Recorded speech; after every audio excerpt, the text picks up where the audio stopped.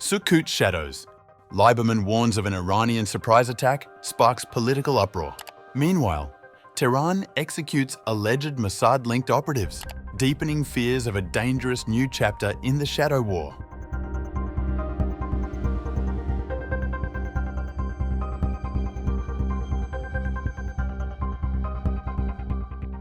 Israel's opposition lawmaker Avigdor Liberman warned on October 3rd that Israelis should remain near shelters during the upcoming Sukkot holiday, citing concerns that Iran is rapidly recovering from the June conflict and may be preparing a surprise attack. Writing on X, Liberman said, "Whoever thinks the conflict with Iran is over is misled and misleading. The Iranians are already hard at work, strengthening their defenses and military capabilities by the day. They are back at work at the nuclear sites." Referring to UN sanctions that were reimposed on Iran after Britain, France and Germany triggered a mechanism included in the 2015 Iran nuclear deal. Liberman added, "It's not for nothing that leading countries have reinstated the snapback sanctions mechanism on the Iranian regime. It seems like this time, the Iranians are trying to surprise us." He further urged Israelis to celebrate cautiously on the coming Sukkot, which starts Monday night and lasts for 7 days. "Spend time with family and friends, but be careful and close to protected spaces. This government cannot be trusted. Until we fix their damage, we have only ourselves and the IDF to rely on." The IDF Homefront Command, however, clarified that there were no changes to its guidelines, and defense officials reportedly slammed the hawkish MK's comments as irresponsible. Meanwhile, senior Israeli officials later described Liberman's tweet as bizarre and detached from reality, according to Hebrew media reports. Channel 13 cited senior defense officials who warned that the post could trigger a miscalculation, leading Iran to believe Israel was preparing an attack and prompting a potential preemptive response. Sources quoted by Annette said Israel had not issued an official response to Liberman's comments so as not to amplify them, adding that there is no substance to them. Liberman, head of the Yisrael Beitenu party and a former defense minister, has sharply criticized the US-brokered ceasefire that ended the 12-day Israel-Iran war in June, warning that it could spark another conflict within 2 to 3 years under even more challenging conditions for Israel. In July, he also claimed that Iran was obsessed with revenge and argued that Israel should consider a preemptive strike. The June war began on June 13th with Israel's opening strikes targeting Iran's nuclear facilities, missile production sites, and military leadership. Iran retaliated with drone attacks and ballistic missile strikes that caused significant damage in Israeli cities. The conflict ended on June 24th, 2 days after the United States struck 3 key Iranian nuclear sites.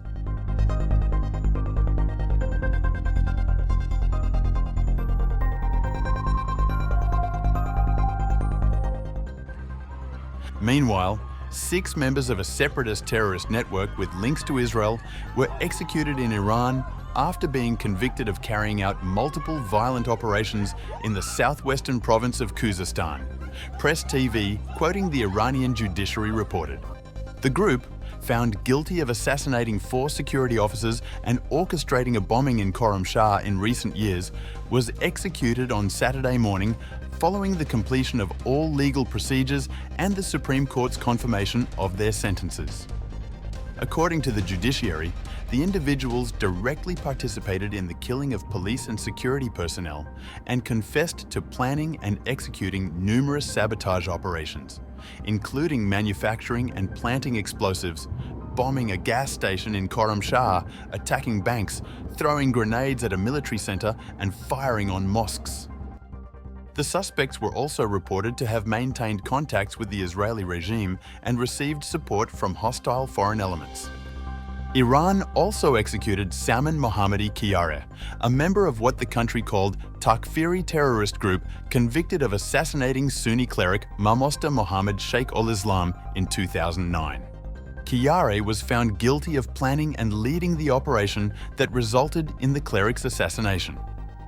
Sheikh al-Islam was shot dead on September 17, 2009, outside a mosque in Sanandaj immediately after leading the Maghrib and Isha evening prayers.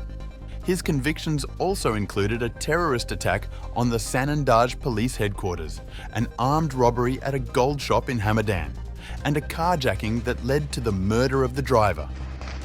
Additional charges involved shooting at civilians and leading an armed assault on a Sanandaj police station, which resulted in the death of a soldier.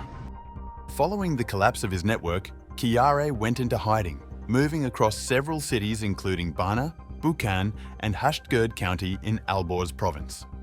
He was ultimately arrested on December 29, 2013, through a coordinated intelligence and operational effort by security forces.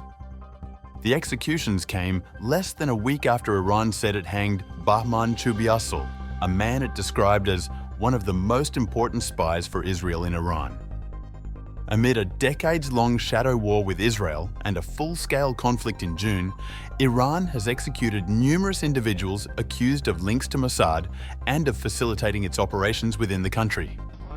Israel's offensive in June involved 12 days of airstrikes, targeting Iran's top generals, nuclear scientists, and civilians in residential areas. Iran responded with missile and drone attacks, while the United States carried out extensive strikes on Iranian nuclear sites on Israel's behalf.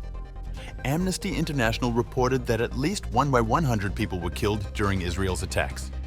In the aftermath of the June conflict, coupled with protests over the economy, women's rights, and calls for regime change, Iran has increased its use of the death penalty. According to the Oslo-based Iran Human Rights Group and the Washington, D.C.-based Abdurrahman Boruman Center for Human Rights in Iran, more than 1,000 people were executed in 2025, though the actual number could be higher, as Tehran does not disclose all executions.